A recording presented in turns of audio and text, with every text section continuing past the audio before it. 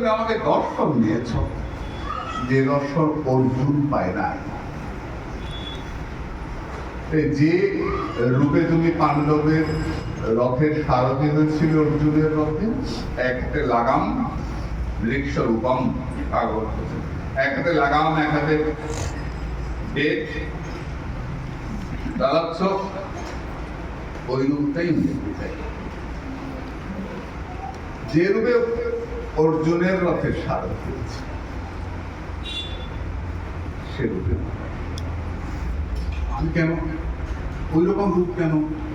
আমি তো ওই রকম রূপ দেখি নাই। আবার কিরকম রূপ? সব জায়গায় দেখেছি ভগবান ভক্তকে রক্ষা করে। ভক্তকে বলে তোমাকে আমি বিপদে পড়েছি, তোমাকে আমি রক্ষা করিব, তোমার জন্য নিজের বুকে তীরে রেখা রইব, না। আমি তীর মারছি আর অর্জুনকে বাঁচাবার জন্য তুমি দাঁড়িয়ে আছো সামনে, আর তোমার বুকে খচখচ করে তীর দিচ্ছে আর ফিনকে দিয়ে রক্ত বেরোচ্ছে, সারাটা শরীর রক্তে লাল হয়ে যাচ্ছে, যেন মনে হচ্ছে যে বিরাট বড় পলাশ গাছ লাল ফুলের দিকে আছে। অত বড় বুকটায় তীরে তীরে বিধে বিধে রক্তে লাল হয়ে যাচ্ছে। আর আমি ভাবছি এমন কেমন ভগবান নিজের ভক্ত রক্ষার জন্য নিজের বুকে তীরে রেখা দেয়, এ কেমন ভগবান? এমন ভগবান তো আমি কখন কি পারো না ঠাকুর।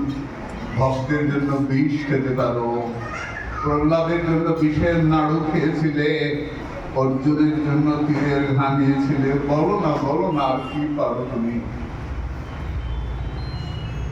ভগবানের কথা, ভক্ত চিত্ত বিনোদার্থম করোমি বিবিধা ক্রিয়া।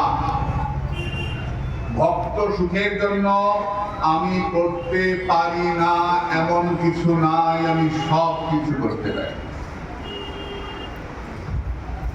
এটার নামই ভগবানকে বেঁধে ফেলা। ভগবান যদি আমরা বেঁধে ফেলি, তারপর তাড়ালেও যায় না। পুতনা কোলে নিয়ে তাড়াবার চেষ্টা করেছিল, পেরেছিল? ভগবান ছেড়েছিলেন? পুতনা বলে ছাড় ছাড়, মুঞ্চ মুঞ্চ।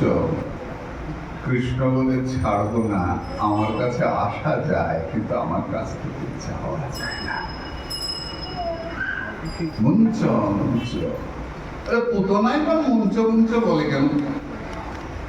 ভগবানের কাছে গিয়ে কেউ বলে ছাড় ছাড়?